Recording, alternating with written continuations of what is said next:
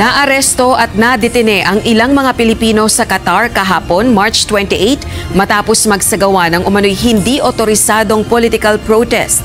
Ayon sa pahayag na inilabas ng Embahada ng Pilipinas sa Qatar, nakikipag-ugnayan na sila sa mga lokal na otoridad upang makapagbigay ng consular assistance o tulong sa mga Pilipinong naroroon. Okay, may 17 na nabalitan nyo ba yung 17 na OFW sa Qatar na inaresto, dinetain doon, kinulong dahil sa pagtali sa rally. Yung nag-18 birthday si dating Pangulong Rodrigo Duterte, yun nga, sumuporta ang lang OFW, nagpayag ng zero remittance, pero ito, nakakulong, na detain. So walang zero remittance dito, talagang 0-0, gawa ng malaki kailang multa na babayaran. So makikita niyo yung balitang yan, hindi yung fake news. At yun nga, nakakalungkot din, may mga ibang kababayan tayo na damay sa ganyang klaseng politika. Ang tanong, matutulungan pa sila ng dating Pangulong Rodrigo Duterte kung sarili niya nakakulong doon? At si Vice President Sara Duterte, matutulungan pa sila? So pag nasa ibang bansa, dapat alam natin yung batas, gawa ng hindi tayo pamilyar dyan. Kasi ibang bansa yan, especially sa Middle East. Hindi po basta-basta napag-rally dyan. Mahigpit po dyan sa Qatar.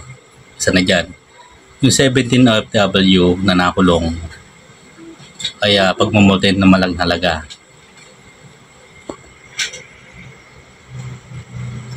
Talagang hindi sila mapagpadala sa pamilya nila.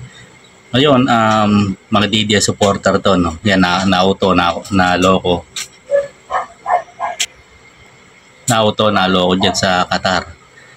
Ngayon, ang masama dyan, mas inulan pa nila yung pamilya nila mas inuna pa nila yung, dapat lang ulahin ng pamilya, diba?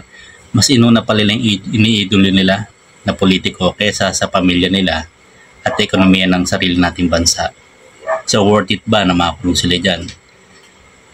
So, ngayon, hihingi kayo ng tulong sa gobyerno. Sinong tutulong sa inyo? Sinong nakaupong presidente ngayon? Ang Pangulong Bongbong Marcos na niloloko ng iniidolo nyo na bangag. Diba? Niloloko ng idolo nyo yan na bangag. Ngayon, siya ang tutulong sa inyo, maaari. Ay pag-ugnay na ang ating ahensya ng gobyerno dyan sa Qatar para matulungan yung mga OFW na yan na nakihalahok sa illegal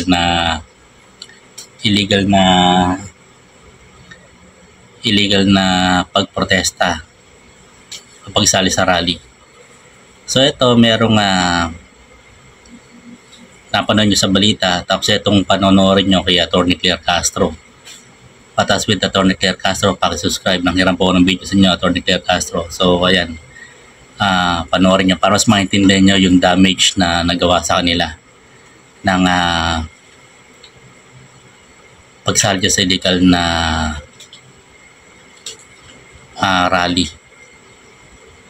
So dito makikita nyo, piniliwanag niya Atty. Claire Castro sa kanyang vlog sa Batas with Atty. Claire Castro, pakisubscribe. Panoorin nyo lang yung damage. So ito, sana wag na sana may malo ang mga kababayan na sa Pilipinas sa OFW. Unahin nyo yung trabaho kaysa maganyang idolo nyo na politiko, no? Na si dating Pangulong Rodrigo Duterte. Kaya na niya sarili niya, may pera yan. At nahihirapan na ngayon sa gastos sa The Hague, sa ICC, Europe yan, yung gastos niya. Kayo pa kaya matulungan pa niyan. Yung mga 17 OFW na nakulong sa Qatar. So magsilbing aral to, may mga pages vlogger na DDS na kinakasuhan na at kakasuhan na ng NBI dahil sa kalokohan na yan. Pagsali sa rally, pagsali sa paggawa ng fake news, ng pagsali sa rally na talagang nagpapahayag ng pagpapabagsak sa gobyerno, iba na po yun. Hindi siya sakop ng freedom of expression. So panoorin nyo itong kay Atty. Claire Castro para mas maintindihan nyo at mag-isip-isip kayo kung tama ba yung pinaglalaban yung politiko. 17 Filipinos in Qatar under investigation over political protest. That's March 29. Okay? 7:43 p.m. Anong sagot? Ito nga, 'di ba? Dahil dito, instead na hindi na sana sila dagdag. Sana hindi na sila dagdag, nagdamaging issue para sa Pilipinas, sa natahimik, diba, ang relasyon ng mga OFW sa Qatar, dumagdag. Ba? So, another pag-iisipan, another effort, diba, mula sa gobyerno ang dapat gawin. Yun eh. May this serve as a stern warning and reminder for other DDS supporters that different countries have different laws and culture. They cannot expect other race or the host country to adjust for them. Yeah, dapat alam nila yon. Okay, sabi dito, sabi ni DFA USEC Eduardo Jose de Vega sa isang interview, no? Sa Radyo Pilipinas, 17 nga daw po na OFW ang iniimbestigahan ngayon dahil sa kanilang political activities. Okay, sana, maliban siyempre sa gobyerno, mga clear, makita naman natin ang tulong ng gobyerno agad-agad. Pero sana, yung kanilang ipinaglalaban dito, ipaglaban din sila. Diba? Ipaglaban din sila. Kung yung iba po pa ay magrarally pa ngayon, di yung 17, sabi dito, kung yung iba pa ay magrarally pa ngayon, di yung 17 na iniimbestigahan ngayon, baka mapikon ang mga Qatari, sabihin na, ganun pala, i-deport na namin kayo. Hirap, diba? Yung iba, 17 lang to mga ka-clear. Baka madama yung iba. Diba? Baka madama yung iba.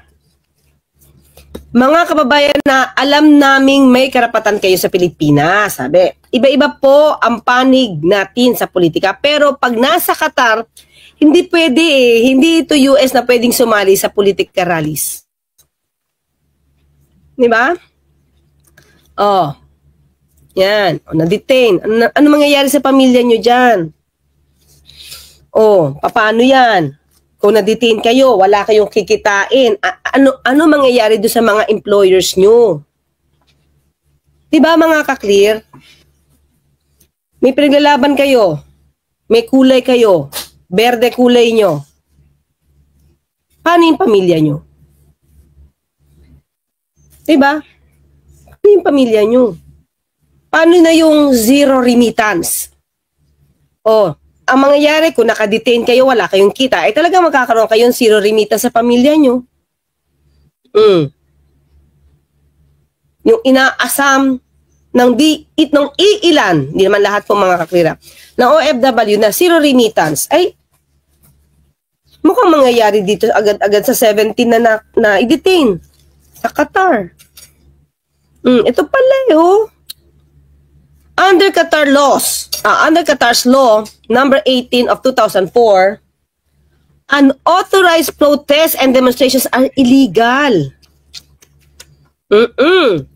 With public gatherings and protests requiring approval from the government. Naku. Ito masakit. Penalties for holding illegal demonstrations in Qatar range from deportation. Paano na yung pamilya nyo kung ito mangyayari? Di ba? Imprisonment for up to 3 years. And a fine of up to 50,000 riyals. Diba? Magkano ba to sa peso mga ka-clear ha? Tingnan natin. Tingnan natin magkano ba yan. 764 mga ka-clear ha? Wait. Paano na yung remittance nyo? Talaga, hindi na kayo makakapagpadala niyan. 50,000 Saudi riyals equals, riyal equals 764,850 Philippine peso. Ngayon, tanong natin, yung ipinagbunyo nyo ba? Diba? Pinagbunyo nyo ba dyan? Matutulungan ba kayo sa ganitong klaseng gastusin? Diba?